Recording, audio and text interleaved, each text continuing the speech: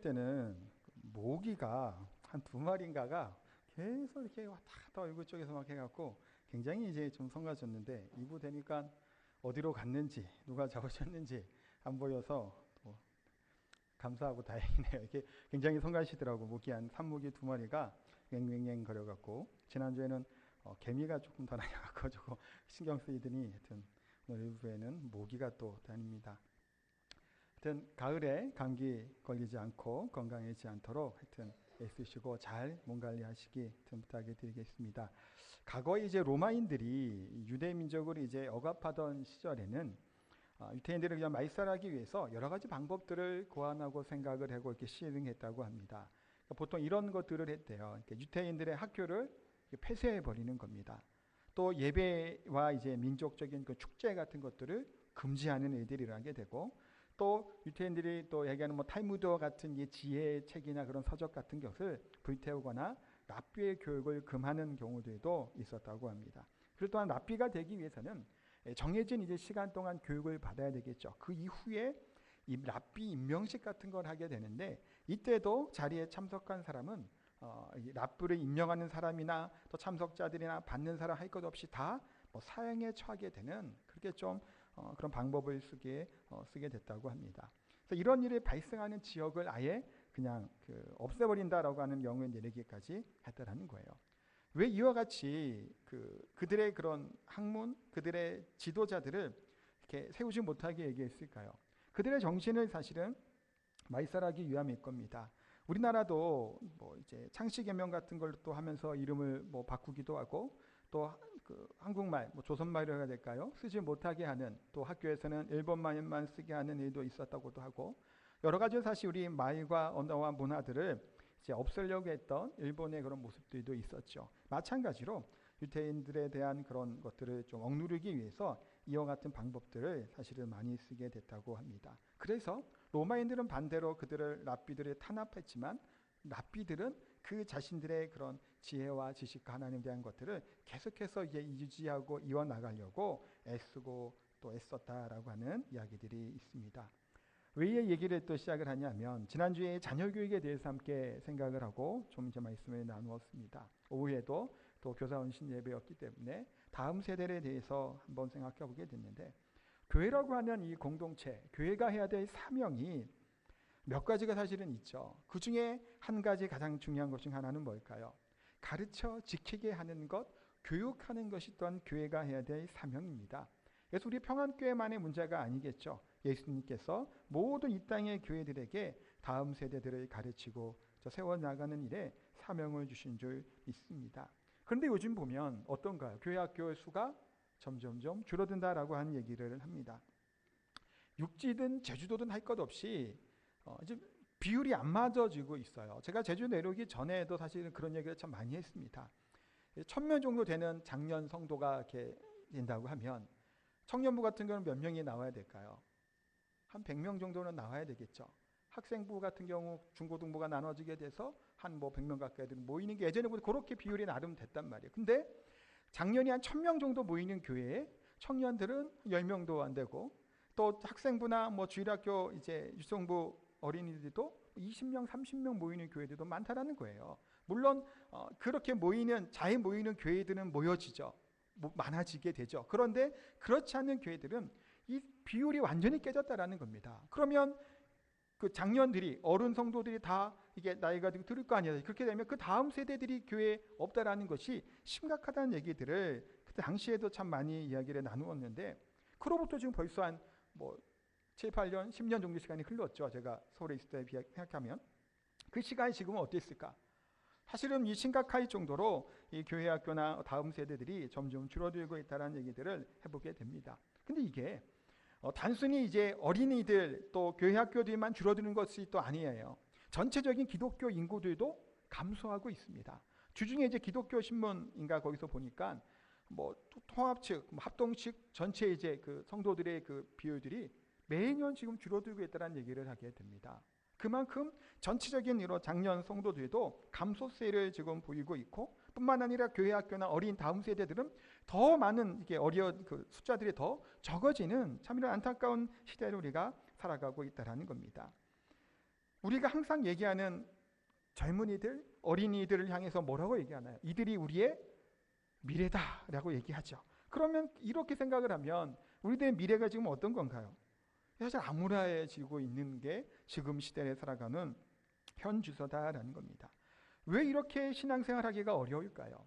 교회를 나오지 않고 왜 이렇게 하나님과 멀리하는 시대를 살아가고 있을까요? 여러 가지 이유들이 있겠지요. 그들 앞에 막혀져 있는 여러 가지 어려움들도 분명히 있습니다. 청년들에게 많이 이야기하는 것들 중에 하나가 예전에 뭐였나요? 작년이었던 것 같아요. 많이 얘기했던 게 무슨 포 뭐 그런 거 참 많이 얘기들 했죠. 7포다, 9포다, 뭐 8포다 얘기했던 그때 생각을 하게 됩니다. 그러면 작년과 올해가 뭐 이렇게 달라졌나요? 경제적으로 막 또 부흥이 됐나요? 아니죠. 이 신방을 다니면서 또 듣다 보니까 특히 더 경제가 어렵다는 얘기를 정말 많이들 하세요. 곳곳에서 여러 분야에서 제가 생각할 때 이쪽 분야에 계신 분은 별로 영향을 안 받을 줄 알았어요. 근데 들어보니까 그렇더라고요. 영향을 받는 거예요. 그러니까 그런 어려움들이 다 있다라는 겁니다. 대학생들이 대학에 졸업하는 것도 주저하고 망설여요. 졸업하면 학생이 아니잖아요. 그러니까 학생의 신분을 유지하기 위해서 휴학을 하는 친구들도 종종 봤습니다. 취업을 하지 못해서 아르바이트에 전전하는 친구들도 있죠. 그런 젊은이들이 연애를 하고 결혼을 하고 또 아이를 낳는다? 뭐 그것이 쉽지 않은 겁니다. 그러니까 포기한다라는 얘기들을 하게 되는 겁니다. 또 신방은 어제 하다가 또 이런저런 얘기를 하다가 제주도의 출산율이 높다 상대적으로 얘기를 이제 하면서 그런데 제주도의 출산율이 젊은 세대의 율은 높지 않다라는 거예요. 별로 없대요. 그쪽 일을 하시는 분의 얘기예요. 셋째 출산, 다자녀 출산율은 높잖아요, 제주도가. 그 사람들이 뭐 그 조리원에 있든가 아니면 이런 산후 그 관리를 받게 되지 젊은 세대들이 아이를 낳지 않는다라는 겁니다. 노산이 또 많이 있다라는 거, 상대적으로 제주도가. 그래서 전체적인 출산율은 많다고 하지만 실상 젊은 사람들이 아이를 갖지 않는다라는 거예요. 왜 이럴까요? 암담하기 때문이겠죠. 어찌 보면 미래가 불투명하고 어찌 보면 이기적인 마음도 있을 거예요. 그냥 이 세상 살아가면서 그렇게 미래에 내가 뭐 열심히 돈을 모으고 저축을 해서 내 집 마련을 하겠다. 옛날 얘기죠. 요즘에 내 집 마련하기 위해서 매달 그 적금을 들고 월급을 꼬박꼬박 모아도 몇 년 정도 모으면 아파트 한 채 살까요? 이게 불가능하다는 얘기들을 사실은 참 많이들 했잖아요. 그러니까 이게 쉽지 않다라는 겁니다. 그래서 요즘에 나오는 말들이 뭔가요? 욜로족이라는 말 들어보셨나요? 들어보신 분들 계시죠? 이게 욜로라고 하는 것이 You only live once라고 하는 말의 줄임말이래요. 앞글자만 따서 욜로라고 얘기한답니다. 이 얘기는 뭘까? 한 번뿐인 인생이라는 말인데 여기에 덧붙여지는 거죠. 한 번뿐인 인생 어떻게 살자는 걸까요? 즐기면서 살자라는 겁니다. 미래를 위해 뭔가 더 절약하고 모으고 투자하고 그러기보다는 지금 있는 것들을 누리며 살아가자라고 하는 사람들이 욜로족이라고 이야기를 합니다. 물론 이 사람들이 욜로족이라고 생각하고 그렇게 사는 사람들이 다 뭐 불투명하고 불안감이 있고 그래서 포기하며 사는 것은 아니겠죠. 그렇지만 이 전체적인 우리 시대의 분위기가 이처럼 무엇인가 이렇게 막 해서 이루어지기보다는 때로는 포기하고 주저앉고 그냥 흘러가는 대로 살아가려고 하는 모습들도 많이 보게 된다는 겁니다. 그렇지만 오늘 본문을 통해서 우리가 무엇을 생각해 보게 될까요? 포기하거나 주저앉아서는 안 된다는 겁니다. 더 큰 도전을 향해 나아갈 수 있는 그런 저희들의 되기를 소망합니다. 그래서 본문을 보면 오늘은 다윗에 대한 이야기예요. 사실 여기서 또 항상 다윗 뭐 많이 했잖아요. 제가 한 달인가를 해서 다윗 하려다가 좀 식상한 것 같아서 다윗자는 빼고 이제 설교 제목을 잡았는데 기본 배경은 이겁니다. 너무나 잘 알고 있는 본문의 내용이에요. 엘라 골짜기라고 하는 곳에서 블레셋과 이스라엘이 지금 전쟁을 하게 되는 모습이 오늘 본문에 나오게 됩니다. 엘라 골짜기는 상수리 나무 이제 골짜기라고 하는 말이기 때문에 좀 풍요로움의 상징이라고 해야 될까요? 나무들도 많은 그런 지역이었다라고 볼 수 있습니다. 그곳에 지금 전운이 감돌고 있는 거예요. 비장한 그런 것들이 있는 거고 또한 때로는 두려움과 그런 무서움 앞에서 벌벌 떠는 자의 모습들도 그 가운데 감지되고 있는 겁니다. 블레셋이라는 나라는 어떤 나라일까요? 이스라엘과 앙숙이에요. 블레셋은. 지금 오늘 본문은 사울 왕이 이제 전쟁을 하지만 사울 왕 이전에 사무엘이 사사로 있을 때에도 전쟁했던 사무엘이 사사가 있기 전에 엘리 제사장이 있을 때에도 전쟁을 했던, 또 사울 왕 다음에 다윗 왕 때도 전쟁을 하는, 사실은 이스라엘과 계속해서 부딪혔던 나라가 바로 이 블레셋입니다. 블레셋은 철기 문명을 좀 일찍부터 해갖고 좀 강인한 그런 민족으로 유명한 민족이 바로 이게 블레셋이에요. 근데 지금 사울 왕이 그 친히 지금 전쟁을 수행하고 이거 친전한다고 할까요? 그것을 이제 할 만큼 굉장히 중요한 그런 전쟁을 지금 치르고 있습니다. 그러면 블레셋과 이스라엘 군대가 밀고 밀리는 치열한 접전을 하고 있어야 되는데 오늘 성경의 본문에는 어떨까요? 일방적으로 밀리는 거예요. 누가? 이스라엘이.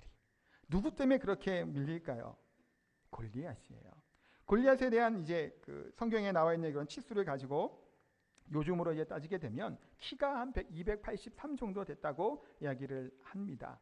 머리에는 노투걸을 쓰고 가슴에는 뭐 이렇게 비늘 갑옷 같은 걸 입었다고도 하고 다리와 종아리에는 뭐 이제 그 노쇠로 만들어진 갑옷을 이렇게 입게 되고 어깨에는 뭐 단창을 이제 할 수 있는 통을 얹었다라고 얘기를 하죠.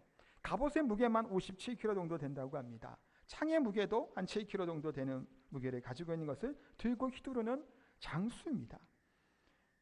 그러니까 이 골리앗이라고는 큰 산이죠. 벽과 같은 골리앗이 앞을 탁 막고 있는 거예요. 그러면서 나오라는 겁니다. 덤벼보라는 거예요. 조롱하는 거예요. 그 앞에서 어떤 반응을 보이고 있나요? 이스라엘 백성들은 그 앞에서 대적하지 못하는 거예요. 벌벌 떨고 있습니다. 그래서 본문을 통해서 세 종류의 사람들이 나타나게 됩니다. 그것을 한번 보도록 할 텐데 첫 번째는 힘 앞에 두려워하는 자입니다. 보통 우리가 이런저런 얘기들을 합니다. 인생을 살아갈 때 몇 번의 기회가 있다고 보통 우리가 얘기를 하나요? 3번이 있다고 얘기를 하죠. 이게 뭐 성경적이냐 그거는 모르겠고요. 보통들 이렇게 얘기를 해요. 그 얘기는 뭔 얘기인가요? 이 기회를 꼭 잡아야 된다라고 하는 의미에서 인생의 기회는 3번이다라고도 보통 이야기를 합니다. 지금 블레셋과 전쟁에 앞서서 이스라엘에게는 어쩌면 특별한 기회가 지금 주어지고 있는 겁니다. 25절의 말씀에 보니까 다들 지금 두려워 떨고 있으니 사울 왕이 이 군사들에게 백성들에게 제안을 한 겁니다. 25절 말씀을 같이 한번 읽어보도록 하겠습니다. 이스라엘 사람들이 이르되 너희가 이 올라온 사람을 보았느냐? 참으로 이스라엘을 모욕하러 왔도다. 그를 죽이는 사람은 왕이 많은 재물을 부하게 하고 그의 딸을 그에게 주고 그 아버지의 집을 이스라엘 중에서 세금을 면하게 하시리라. 자, 사울 왕이 지금 이 병사들, 군사들 아니면 이렇게 있는 백성들에게 뭘 얘기를 한 건가요? 골리앗만 꺾고 그만 죽일 수 있으면 3가지를 주겠다라는 겁니다. 첫 번째는 뭔가요? 많은 재물을 주겠다라는 거예요. 왕이 준다고 했으니 넉넉히 줬겠죠. 두 번째는 뭔가요? 딸을 주겠다라는 겁니다. 왕족을 삼아 주겠다는 신분의 변화를 이루게 되는 거예요. 세 번째는 뭘까요? 세금을 면해 주겠다라는 거예요. 이 대단한 일이거든요. 당시 고대에는 사실 세금이 굉장히 셉니다. 그렇게 생각하면 큰 기회가 되는 것이 바로 이 골리앗과의 그런 전쟁, 싸움을 하는 그 기회라는 겁니다. 우리가 인생 역전 하면 떠오르는 2가지 단어가 있습니다. 인생 역전하면 뭐가 떠오르나요? 안 떠오르시나요? 편의점 같은 데 가도 막 있던데. 그러니까 로또가 떠오르시잖아요. 인생 역전하면 로또. 인생 역전이 되는지는 모르겠습니다만 로또가 당첨이 되면 지금 오늘 본문의 이스라엘 백성들 아니면 이 군인들에게는 특별한 기회일 수도 있다라는 거예요. 물론 생명을 담보로 해야 됩니다. 그 골리앗이 어마어마하잖아요. 그가 싸우려고 하는 것이 신일은 아니에요. 그런데 자신의 신분이 뭐 평민이든 귀족이든 뭐 이렇게 천민이든 간에 그 관계없이 어떠한 사람이든지 간에 골리앗을 쓰러뜨리기만 하면 어떻게 되는 건가요? 지금 사울이 얘기한 3가지를 다 받을 수 있는 기회가 있었던 거예요. 그런데 24절에 보니까 이들이 어떻다라고 말씀하고 있나요? 이스라엘 모든 사람이 그 사람을 보고 심히 두려워하여 그 앞에서 도망하며 싸울 생각을 하지 못합니다. 골리앗 앞에서 한번 대적해 보려고 하는 생각도조차도 하지 못하는 거예요. 소리 한번 쳐봐도 예이 뭐안 하고 그러고도 못하는 거예요. 그냥 고개 숙이고 숨는 겁니다. 그 골리앗이라고는 그 장수 앞에서 두려워 떠는 거예요. 사실 그럴 수밖에 없겠죠. 골리앗의 키가 얼마 정도 된다고 했나요? 한 3m 정도까지 되는 거예요. 그런데 한기범 선수 아시나요? 농구 선수? 그 선수는 삐쩍 말르고 키 크죠. 조금만 더 건드리면 넘어지고 있나 그러던데 골리앗은 그런 사람 아니라는 거예요. 키만 멀다고까지 커서 삐쩍 말라갖고 비실비실한 게 아니죠. 57kg 정도 되는 그 어마어마한 무게, 어지간 여성의 그 몸무게잖아요. 그 사람은 몸에 달고 움직여도 수월하게 움직일 만큼 큰 무거운 갑옷을 들고 있는, 메고 차고 있는 겁니다. 그러니까 그냥 삐쩍 마른 그런 사람이 아니라 감히 어떻게 도전하지 못할 만큼 위압감을 가지고 있었던 이 사람이 골리앗이에요. 그러나 이스라엘 지금 군사들이 어떻게 한 거예요? 그 앞에서 도전해 볼 생각조차 하지 못한 거예요. 어떤 마음이었을까요? 이 군사들이 나 말고 다른 사람이 어떻게 한번 해보기를 기대했겠죠. 왜냐하면 조롱만 당하고 사기는 계속해서 떨어지고 있고 방법이 없는 거예요. 골리앗과 나를 비교하니까 도저히 용기가 나지 않았던 겁니다. 근데 이런 모습은 민수기 13장 33절에도 나오는 말씀이에요. 함께 읽도록 하겠습니다. 거기서 네피림 후손인 아낙 자손의 거인들을 보았나니 우리는 스스로 보기에도 메뚜기 같으니 그들이 보기에도 그와 같았을 것이니라. 그들을 보니까 누구라고 해요? 네피림의 후손 아낙 자손 거인들을 봤다라는 겁니다. 그들을 보니 어떤 마음이 든 거예요? 내가 뭐가 된 거예요? 메뚜기가 됐다라는 거예요. 아니 하나님의 군대고 하나님의 거룩한 백성이 메뚜기래요. 메뚜기. 뭘 보고 그런 건가요? 거인들 보고 그런 거죠. 물론 아낙 자손 큰 사람들이 있었다고 해요. 그들을 보니까 도저히 안 되는 거예요. 하나님이 지금까지 어떻게 홍해를 건너오며 10가지 재앙을 임하고 그러면서 자신을 어떻게 인도하셨는지 그거는 중요하지가 않는 거예요. 지금 내 눈에 보이는 그 거인의 모습이 나를 메뚜기로 만들어 버린 겁니다. 초라하게 만든 거예요. 지금 이스라엘 백성도 오늘 본문에도 어떤가요? 골리앗을 보니까 나는 비참한 존재가 된 거예요. 별것도 아닌 존재가 된 겁니다. 강대한 힘 앞에 두려워 떨고 있는 자들의 오늘 본문에 나와 있는 많은 사울 왕을 비롯한 많은 장수들, 군사들의 모습이에요. 또 두 번째 사람들의 모습들이 나옵니다. 매사에 비판적이고 비관적인 사람, 또한 하나님 그 부흥에 가로막고 방해하는 사람이 등장하게 됩니다. 다윗은 오늘 본문에 의분을 막 일으키게 됩니다. 왜냐하면 골리앗이 하나님의 군대를 모욕하고 있어요. 조롱하고 있단 말이에요. 분노를 합니다. 그래서 여러 사람에게 물어봐요. 이 얘기를 듣고 얘기하면서 뭘 했을까요? 마음의 결단을 한 거예요. 저놈의 시기를 내가 도저히 그만두지 못하겠다. 저거 내가 잡아 죽이겠다. 막 마음을 먹은 거예요. 그때 누가 그 옆에서 그 얘기를 들었죠? 큰형 엘리압이 그 얘기를 듣습니다. 28절에 보니까 그 형이 그 다윗을 책망하는 내용이 나옵니다. 함께 또 읽겠습니다. 큰형 엘리압이 다윗이 사람들에게 하는 말을 들은지라 그가 다윗에게 노를 바라여 이르되 내가 어찌하여 이리로 내려왔느냐 들에 있는 양들은 누구에게 맡겼느냐 나는 내 교만과 내 마음의 완악함을 아노니 내가 전쟁을 구경하러 왔도다. 사랑하는 성도 여러분, 다윗이 골리앗 보고 안 무서웠을까요? 무서웠겠죠. 다윗도 딱 봤을 때 얼마나 무시무시해요. 사실은 다윗은 아직 젊은이고 아직 군대에 갈 만한 나이도 아니었을 거예요. 아직 소년이라고 이야기하고 있죠. 아직 그렇게 나이가 많지도 않습니다. 그런데 어른들도 장수들도 다 두려워 떠는 골리앗을 봤을 때 어떻겠냐라는 거예요. 위축됐겠죠. 순간 움찔했을 겁니다. 그런데 이 다윗이 뭐 한 거예요? 믿음의 결단과 용기를 낸 거예요. 하나님의 거룩한 백성이라고 하는 이 자부심이 있잖아요. 다윗은 여호와 하나님의 그 이름을 모욕하는 그 놈을 그냥 내버릴 수 없는 부분을 가지고 그 결단을 한 겁니다. 이때 가장 가까이에 있었던 이 형이 다른 사람도 아니죠. 다윗을 격려하고 칭찬하면 좋았겠지만 뭐 한 건가요? 화를 내요. 미리 판단을 합니다. 다윗의 정죄예요. 양을 어디다 두고 왔느냐라고 얘기할 만큼 정죄를 해버려요. 다윗은 아버지 이새의 말을 듣고 지금 심부러 온 거죠. 놀러 온 것도 아니고 미리 정죄를 해버립니다. 또한 다윗의 이런 의로운 이 의분을 교만함으로 완악함으로 보는 거예요. 높임을 받고자 하는 이런 교만한 모습으로 치부해버리는 겁니다. 다윗을 무시해버리는 거예요. 매도해버리는 거예요. 악한 사람으로 만들어버렸다는 겁니다. 마귀가 가장 싫어하는 것이 뭘까요? 하나님의 교회가 부흥하는 거예요. 또한 하나님의 사람들이 영적으로 깨어지고 연단되고 자라나고 성숙해지는 것은 마귀는 절대로 그것을 두고 보지 않겠죠. 그래서 항상 어떤 일이 일어나게 될까요? 은혜 받을 만한 그곳에 뭐가 있게 되나요? 악의 세력들이 또한 침투하고 해방을 놓는 거예요. 교회가 부흥하려고 할 때 뭐 할까요? 마귀가 흔들어 버립니다. 방해를 한다라는 겁니다. 항상 이것은 우리가 역사를 보면서도 알 수 있는 부분이에요. 그런데 이 마귀의 그런 계계와 그런 방해들이 멀리 있지 않지요. 오늘 본문에는 누가 지금 힘들어 해방을 놓게 되는 건가요? 형이에요. 내 형제가, 내 자매가 우리 교회, 내 교회 안에 있을 때 동역자들이 방해를 하는 거예요. 예수님께서 십자가를 지실 때 몇 번의 예수님이 그 십자가를 예고를 하셨습니다. 내가 죽을 것이다. 그때 누가 예수님 옆에서 막나요? 절대 그럴 수 없다고 꾸중하듯이 얘기했다고 성경은 기록되어 있습니다. 누가 그것을 막나요? 베드로예요. 예수님만은 쫓아가겠다라고 다짐하고 수제자라고 얘기했던 그 베드로가 예수님의 십자가의 길을 방해했던 사람이기도 한다는 겁니다. 그러나 부흥을 이루고자, 영적인 성숙을 이루고자 할 때 우리가 명심할 것이 있죠. 아무리 옳지 않은 일을 하고 부당하게 방해하는 사람이 나온다고 할지라도 그 사람과는 싸워야 될까요? 싸우지 말아야 될까요? 싸우지 말아야 되는 거예요. 오히려 방해하고 시기하는 사람을 위해서 뭐 하는 건가요? 기도하는 것이 필요합니다. 에베소 6장 12절 말씀을 같이 한번 보도록 하겠습니다. 우리의 씨름은 혈과 육을 상대하는 것이 아니요 통치자들과 권세들과 이 어둠의 세상 주관자들과 하늘에 있는 악의 영들을 상대합니다. 아멘. 우리의 싸워야 할 대상에 대해서 에베소서는 뭐라고 누구라고 얘기하나요? 혈과 육이 아니라고 분명히 말씀합니다.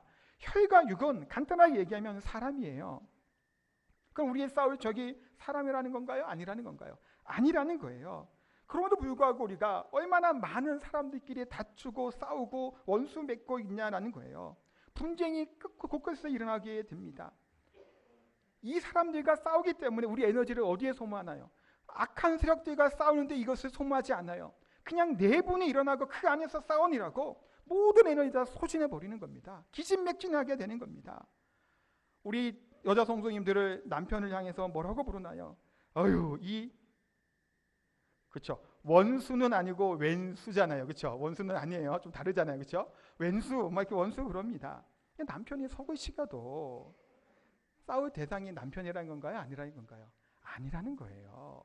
우리를 힘들게 하다고 이 정말 남편이 내 왼수가 되는 게 아니고 내 가까운 사람이 나를 힘들게 하고 고난나게 하여도 그 사람이 우리의 싸울 대상이 아니라는 겁니다. 왜 싸우게 될까요? 자꾸 왜 다투게 될까요?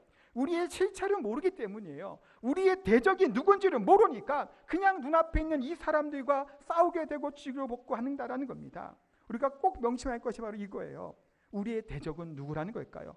골리앗이에요. 골리앗은 그냥 사람 얘기하는 거 아닌 거 아시죠? 영적인 의미. 골리앗이에요. 엘리압이 아니라는 겁니다. 엘리압의 공격이 있을 때 할 수 있는 유일한 길은 뭘까요? 참는 거예요.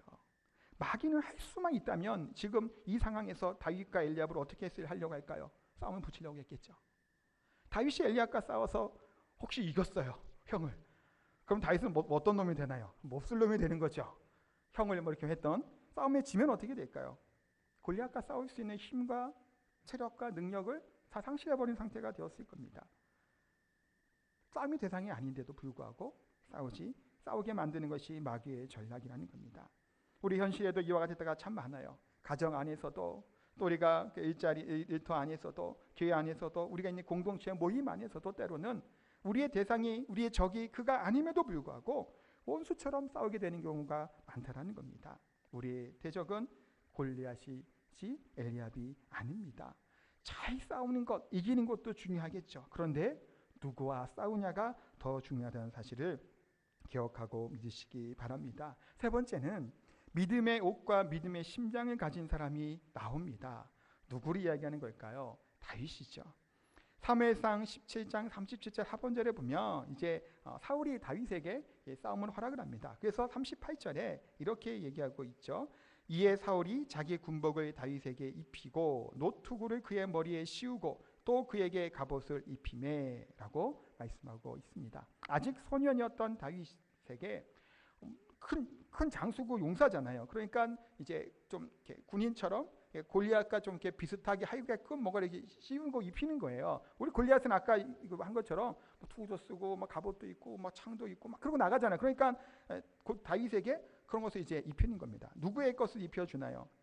사울 왕, 본인 왕의 그런 군복을 입고 투구를 씌우게 합니다. 어떤가요? 대단하죠. 얼마나 화려하고 명예로운 것이겠까요? 왕이 입은 갑옷을 입고 싸운다는 건데, 근데 다윗은 입지 않습니다.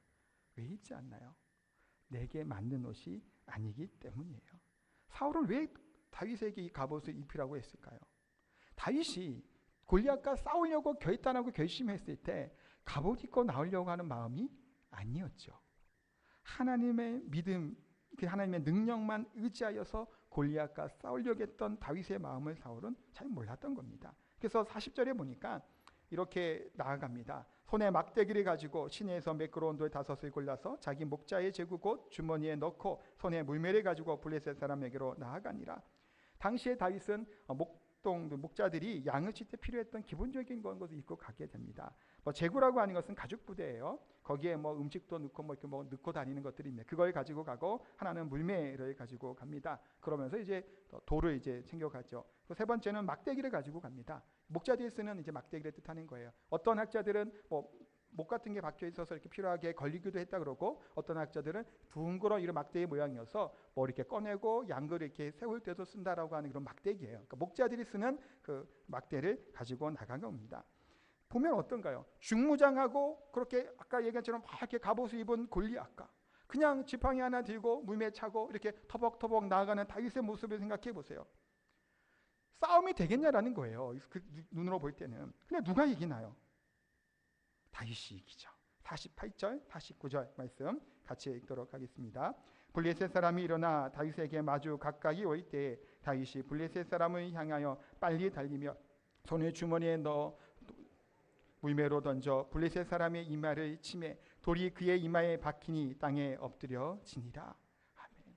최고의 장수, 최고의 무기, 좋은 것들을 가지고 나왔던 골리앗과 다윗의 이 싸움은 물맷돌 하나로 끝나게 됩니다. 골리앗은 온몸을 다 이렇게 감쌌죠. 그런데 약점이 하나 있었죠. 어디가 있나요? 이마였다라고 또 얘기할 수 있을 겁니다. 어떤 창칼도 두려워하지 않을 만한 골리앗이었지만 다윗의 물맷돌에 쓰러지게 됩니다. 인터넷에 찾아보면 골리앗 해골 사진이라고 하는 것이 있습니다. 한번 보여주세요. 저런 사진이 있습니다. 저게 진짜인지 아닌지는 저는 잘 모르겠어요. 또 아니라는 서류도 있는 것 같은 모르겠지만, 참고로 저게 이제 팔레스타인 지역에서 발굴된 해골이다라고 하는 글들이 이렇게 나온 것들이 있다는 거예요. 보면 저 해골을 가지고 추정을 해보면 한 3m 정도 되는 사람이었을 것이다라고 이야기를 하고, 돌이 저렇게 이마에 박혀 있죠. 저런 해골이 있더라라고 하는 얘기 정도만 좀 아시면 좋을 것 같아요. 이게 아닐 수도 있으니까 조작일 수 있어요, 사실. 그래서 제가 학다랑 얘기한 게 아니지만 저렇다라는 거예요. 근데 중요한 건 저렇게 이마에 돌이 박혀서 죽인 것은 맞죠. 저게 진짜인지 아닌지는 모르겠지만, 그래서 이와 같은 이 전쟁, 다윗과 골리앗의 싸움을 통해서 우리가 얻게 되는 교훈이 한 2가지 정도가 있습니다. 첫 번째는 뭐냐 하면, 우리는 세상의 이제 옷과 방법으로 싸우는 존재가 아니라는 거예요.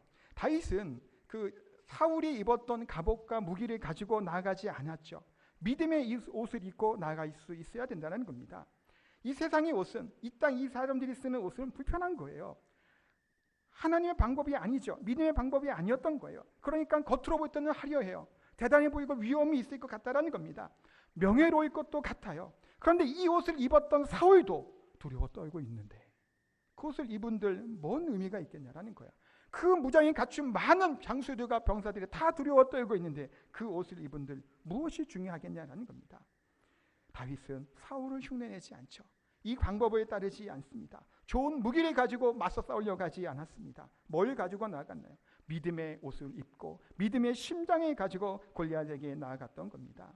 다윗은 다윗처럼 되었을 때 하나님이 쓰시는 것이, 다윗이 사울처럼 행동했을 때 다윗을 쓰시는 것이 아니라는 거예요. 우리 그리스도인들은 뭘까요? 그리스도인은 그리스도인다운 삶을 살아야 그것이 능력 있고 힘이 있는 것이지, 그리스도인의 속은 가지고 있고 겉으로 못 되는 똑같이 살아가게 되는 이 연약한 모습을 가진다면, 똑같은 그런 비굴한 모습을 살아간다면 하나님이 쓰시는 사람이 될 수 없다는 겁니다. 사울에게 나아가 외쳤던 믿음의 고백, 이 다윗의 외침, 이 다윗의 용감함과 그 용기, 이 심장의 마음을, 이 믿음을 우리에게 가져야 될 줄 믿습니다. 두 번째는 하나님이 도와주심으로 이 불가능한 싸움에서 다윗은 승리하게 됩니다. 아까도 몇 번 강조했잖아요. 키나 무기나 이것과 다윗을 비교하면 어떤가요? 도저히 상대가 안 되는 대적이란 말이에요. 모두가 다와 그의 앞에서 벌벌 떨까요?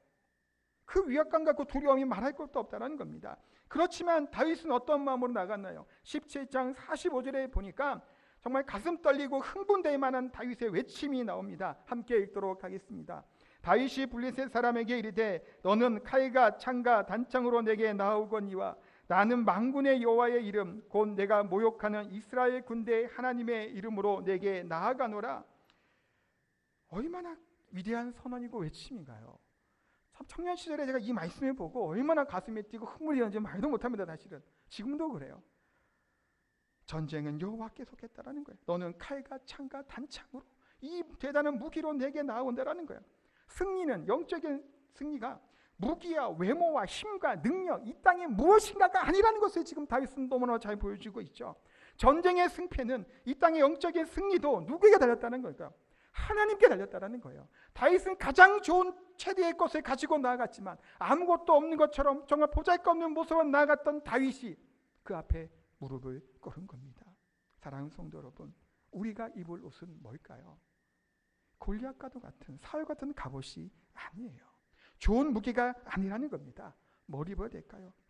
믿음의 전신갑주를 취하는 믿음의 옷을 입어야 될 줄 믿습니다. 또 우리의 심장은 두려워 벌벌벌 떨고 간담해서는 그것이 아니죠. 믿음의 강한 담력과 심장을 가져야 될 줄 믿습니다. 우리의 대적은 혈과 육이 아니에요. 그들은 우리를 미혹합니다. 해방합니다. 넘어뜨리려고 해요. 우리를 실족하게 합니다. 패배하도록 만듭니다. 그러나 하나님만 의지하며 나아가면 우리가 부족하고 연약할지라도 하나님의 힘과 능력으로 말미암아 승리하게 될 줄 믿습니다. 그런데 우리만이 아니죠. 처음에 다음 세대 얘기한 것처럼 우리들의 자녀들 앞으로 더 힘들 수도 있어요. 이 악한 세대 가운데, 이 하나님을 모욕하는 이 시대 가운데 살아가는 우리의 자녀들 또한 업심여기며 비웃음을 당하고 조롱을 당하는 이 시대에서 그 거인과도 같은 골리앗 앞에서 두려워 떠는 것이 아니라 믿음으로, 용기로 믿음의 옷을 입고 나아가는 다음 세대들, 우리 자녀들이 다 되시기를, 정말 그렇게 키워낼 수 있는 저희들이 되기를 예수님의 이름으로 축복하고 기도합니다.